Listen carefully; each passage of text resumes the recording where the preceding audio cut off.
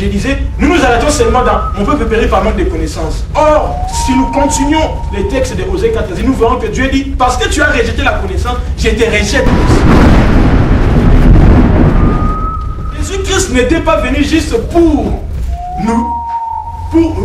mourir à la croix, mais il était venu pour nous apporter la connaissance.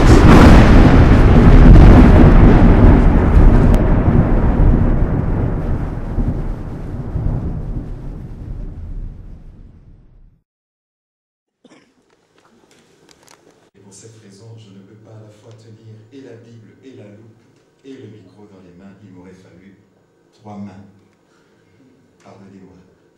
Parfois, on me d'avoir cette opportunité d'apporter, ne fût-ce que pendant 15 ou 20 minutes, ce que j'ai à cœur de vous apporter aujourd'hui.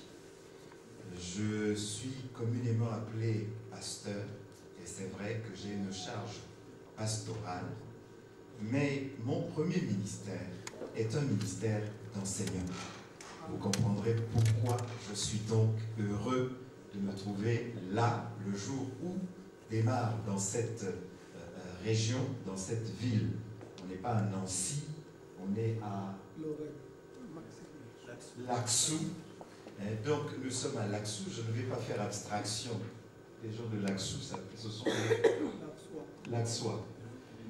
Je ne vais pas faire abstraction des Laxois pour mettre en avant les Nancéens.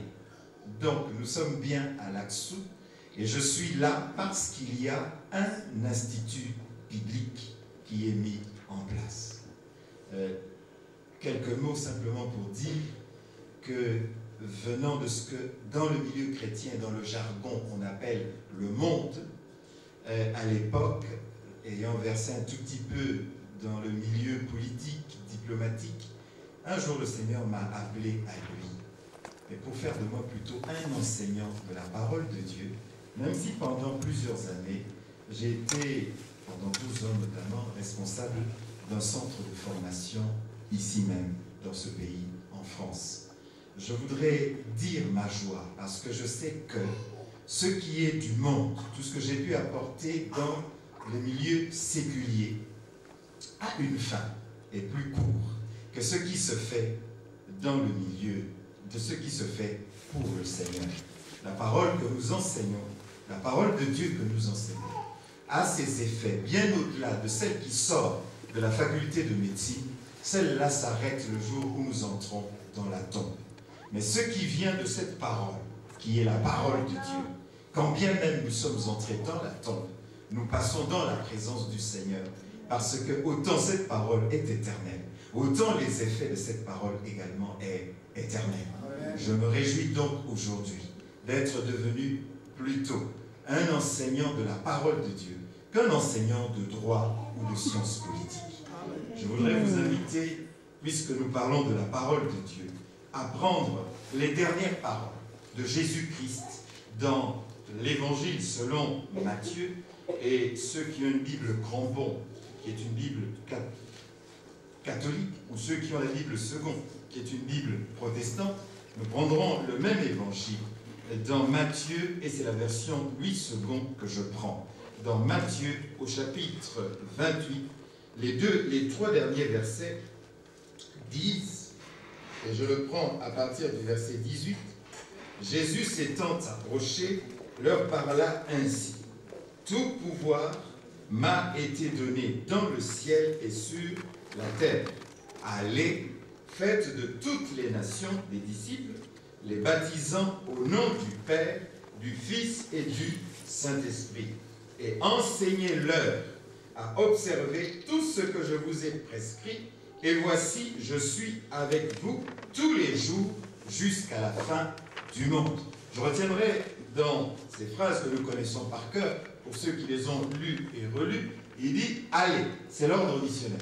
Toutes les missions qui existent dans le monde, qu'elles soient catholiques, qu'elles soient protestantes, toutes les missions sont parties de cet ordre de mission. Allez et faites de toutes les nations. C'est pour cela qu'il en est venu des États-Unis vers la France, qu'il en est parti des États-Unis et de l'Europe vers l'Afrique. Allez et faites de toutes les nations. La politique s'en est mêlée et les années précédentes, on a parlé de mission civilisatrice. Mais ce n'est pas notre propos de ce soir. Toujours est-il que cet ordre qui est sorti de la bouche de Jésus-Christ, il y a plus de 2000 ans, qui a été consigné par écrit dans cet évangile selon Matthieu, est ce qui a permis, 1, que les églises catholiques ou protestantes, 2, que les États français, belges, anglais, enfin britanniques, l'Amérique, aient pu sortir de l'argent de ces caisses en disant, puisque nous trouvons des gens prêts à le faire, nous allons leur donner la possibilité, nous allons leur financer, ils ont la bonne volonté.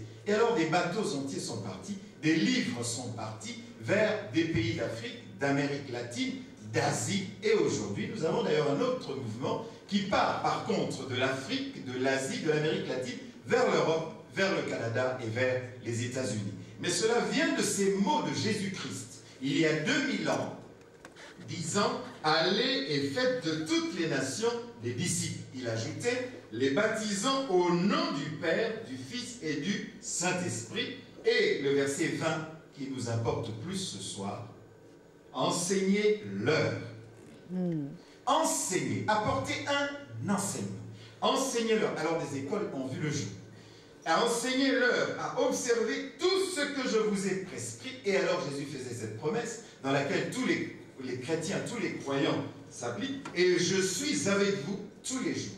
Nous sommes rassurés par la présence de Christ parce qu'il dit ces paroles, je suis avec vous. Enseignez-leur. Enseignez-leur à pratiquer. Je voudrais vous dire que c'est le mot fondateur de tout ce qu'il y a aujourd'hui comme grand séminaire ou petit séminaire.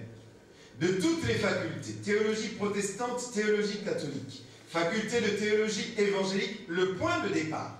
Les hommes ont ensuite formalisé, c'est ça. Enseignez-leur à pratiquer. Et puisque c'était cet ordre, non seulement il a produit des missionnaires, allez et faites de toutes les nations et des missions, mais il a donné aussi des établissements publics et privés d'enseignement, d'où sortent des prêtres catholiques, d'où sortent des pasteurs protestants. Et nous avons aujourd'hui à cœur de dire, cela ne concerne pas seulement ceux qui ont la responsabilité des œuvres chrétiennes, mais cela concerne aussi tous ceux qui sont simplement chrétiens. Je crois que quelqu'un m'a précédé et a dit, mon peuple périt par manque de connaissance. Il y a un jour, et permettez-moi cet aparté, un homme qui vient voir son pasteur. Il est 19h30, 20h, et il dit, pasteur, j'ai un problème. C'est un chrétien en France d'origine étrangère qui s'adresse à un pasteur dont je tairai la nationalité. Et il lui dit, voilà, je suis sans papier de séjour. Et je voudrais faire ma demande à l'OFPRA, Office français pour les réfugiés et les apatrides. Et voilà, j'ai préparé mon histoire, je l'ai écrite, je vous la soumets. Le pasteur lui dit, mais quel est le problème? Il dit, le problème c'est que ce que je raconte dedans n'est pas forcément vrai. Je l'ai arrangé, l'histoire, et puis j'ai dit que j'ai des problèmes avec Mobutu. On peut parler de lui, il n'est plus vivant. Et maintenant je vais introduire, mais vous, pasteur, vous avez prêché en disant qu'il n'est pas bon de mentir. Alors maintenant, je ne sais pas si je dois l'introduire ou pas. Mais si je ne l'introduis pas, je n'ai aucune chance d'avoir des papiers de séjour. Alors qu'est-ce que je dois faire? Et le pasteur de réfléchir et de fouiller dans sa mémoire et de retrouver un texte de l'Évangile selon Matthieu. Et il dit, tu sais, il est écrit quelque part dans la Bible que Jésus lui-même a été réfugié politique en Égypte. Je crois que tout le monde connaît l'histoire. Lorsque Jésus est né, il a été menacé par Hérode. Et l'Esprit Saint a dit à Joseph, prends la femme et l'enfant et retire-toi avec eux en Égypte. Il était donc bien parti se réfugier. Il était mis en péril par un politique, Hérode. C'était donc bien un réfugié politique. Donc tu peux y aller. Frères et sœurs, voilà donc un exemple de ce qui s'appelle une mauvaise interprétation de la parole de Dieu qui aboutit à ce que aussi le conseil qui est donné est un conseil erroné. Je vous donne un deuxième exemple. Cette fois-ci, c'est une dispute entre serviteurs de Dieu. Pasteur, il y en a un qui dit, je constate une chose que l'Esprit Saint me révèle. Quelle est-elle? Il dit, je vois que dans le premier livre de la Genèse, il est parlé de Dieu qui s'appelle Elohim. Mais dans le deuxième livre de la Genèse, il est parlé de Dieu qui s'appelle Yahvé. Et quand je regarde bien l'histoire de Dieu, je vois qu'à partir de là, notamment à partir du deuxième livre de la Bible, qui est le livre de l'Exode, ce Dieu, il est tout le temps avec les Juifs. Et dans tous les combats, il assiste les Juifs, mais bien sûr, il aide à massacrer les autres peuples. Je constate que ce Dieu est sanguinaire. Et finalement, quand j'arrive dans le Nouveau Testament, je constate que le Dieu du Nouveau Testament est un Dieu paisible. Jésus-Christ ressemblerait plus à un hippie qu'à quelqu'un de belliqueux. Jésus-Christ est celui qui dit, si on te frappe sur une joue, donne également l'autre. Donc je me dis, quel est le Dieu qui est le Père véritable de Jésus-Christ? Et je crois que ce n'est pas Yahvé, le belliqueux. Je crois que c'est Elohim, le Créateur, qui est réellement le Père de Jésus-Christ. Vous imaginez ce que ça veut dire? Ça veut dire, à partir de là, on peut supposer qu'il y a deux dieux dans la Bible. L'un qui est belliqueux et l'autre qui est paisible. Oui, mon peuple périt par manque de connaissance. Nous savons également qu'avant qu'il n'y ait catholiques et protestants, il y avait ceux qui étaient, tout le monde était ensemble, mais qu'un jour, Martin Luther, lisant une portion de la parole de Dieu, se rend compte que ce n'est pas par ses propres efforts qu'il est sauvé, mais que c'est une question de foi. Et donc il dit, je proteste contre tout ce qu'on nous a enseigné. Je ne suis pas d'accord. Et quand on affiche sur les portes des églises les 97 indulgences qui sont obtenues contre paiement, il dit non, je ne crois pas que c'est cela, c'est un don gratuit. C'est dans la parole de Dieu. Il y aura les catholiques, il y aura les protestants. Enfin, je passe vite sur l'histoire, on pourrait aller plus en profondeur. Mais ensuite, il y a eu les calvinistes chez les protestants, il y a eu les luthériens, il y a les réformés, pour aller vite, il y a les baptistes, il y a les évangéliques, et chez les évangéliques, il y a aussi les pentecôtistes, qui ne sont pas tous des assemblées de Dieu. Mais d'où viennent toutes ces divisions? Mais aussi du fait que l'interprétation et la connaissance de la parole de Dieu, soit elle est mal transmise, soit elle n'est pas du tout transmise, soit elle n'est pas connue, peut aboutir à des sectes,